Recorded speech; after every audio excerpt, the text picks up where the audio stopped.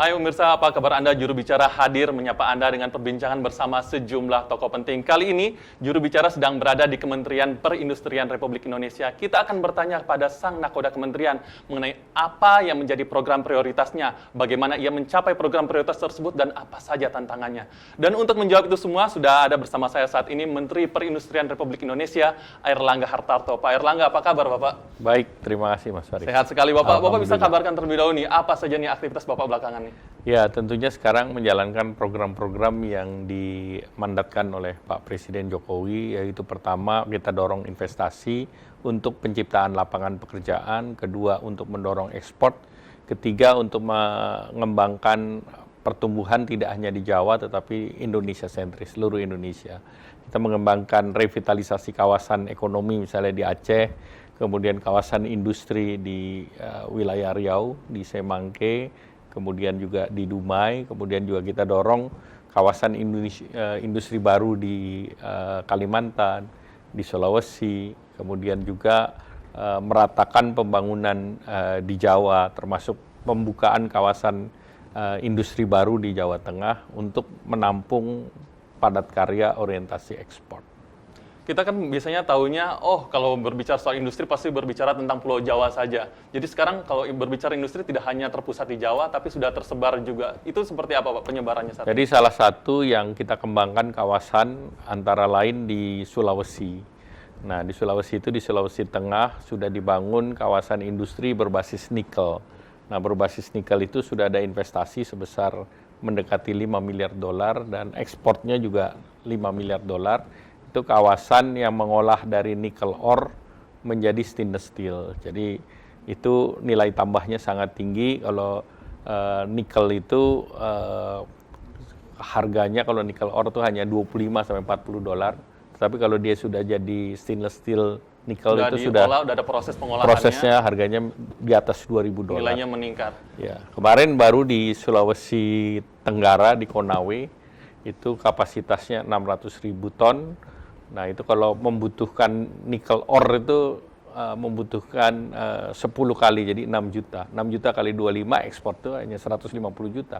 Tapi kalau 600.000 dikali 1.500 saja udah mendekati 1 billion US dollar. Jadi sangat angkanya beda. Fantastis Angkanya juga, Pak, ya? Plus tenaga kerjanya 3.000-an. Jadi ada serapan bagi tenaga kerjanya juga akan semakin baik, pendapatan buat daerahnya juga akan semakin baik. Cerita yang lain dong Pak, untuk daerah lain bagaimana Pak?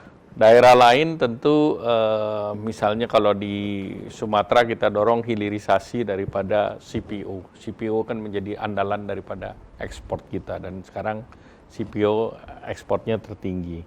Nah kemudian kalau wilayah lain, wilayah Bintuni kita sedang mencoba proyek public-private partnership. Nah itu untuk pengembangan industri metanol. Nah sedangkan di Merauke sendiri sudah dibangun pabrik semen. Dengan demikian dari timur ke barat, barat ke timur, harga pabrik semen relatif sudah sama. Harga semen sudah sama. Jadi sudah tidak berpikir lagi untuk semen itu harus diangkut menggunakan kapal dari daerah yang sangat jauh, kemudian harganya akan melambung.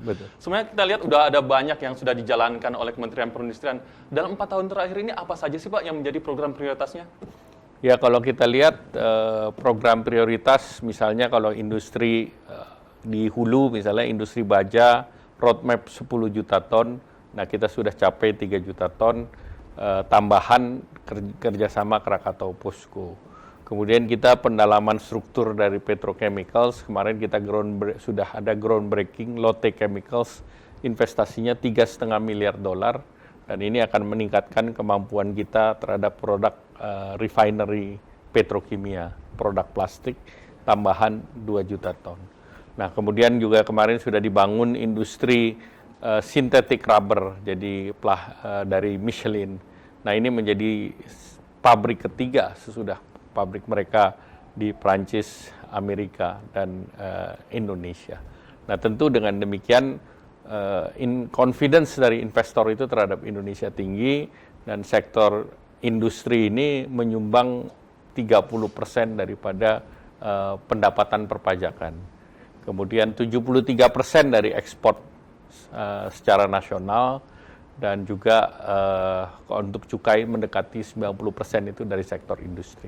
Yang kita tahu sekarang pemerintah juga sedang berusaha untuk menggenjot kembali kinerja ekspor kita kan Pak. Ya. Kalau untuk kawasan timur ada apa sih Pak yang baru untuk Ya tadi saya ceritakan kawasan timur kan termasuk Sulawesi Tengah, dan Sulawesi Tengah itu sudah menjadi kawasan 5 besar terintegrasi, kawasan industri terintegrasi. Dan dengan 2 pabrik beroperasi di sana, kita menjadi stainless steel producer keempat di dunia. Dan itu sudah berjalan dan akan siap untuk lebih dikembangkan ya Pak ya. Biasanya juga kita akan melihat bahwa di Jawa industri itu terpusat, kemudian ada regulasi-regulasi. Itu bagaimana Pak untuk membantu agar industri tidak hanya dalam skala besar namun juga kecil juga bisa ikut berkembang? Jadi kalau industri kecil salah satunya yang kita kembangkan adalah One Village One Product. Jadi ada beberapa klaster ekonomi.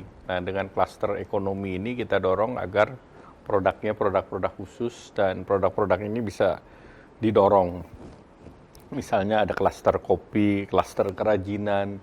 Nah, ini yang didorong juga dengan program digitalisasi, di mana mereka packagingnya dirapikan atau dibantu oleh pemerintah, kemudian produknya dilakukan pelatihan kepada UMKM-nya agar usaha kecil dan menengah dan industri kecil ini bisa menjual secara online. Nah, kemudian kedua, kita berikan juga fasilitas kemudahan import untuk tujuan ekspor. Jadi untuk kawasan industri logam misalnya di daerah Tumang, tembaga, itu kita berikan fasilitas itu. Dengan demikian usaha kecil itu akan terbantu juga.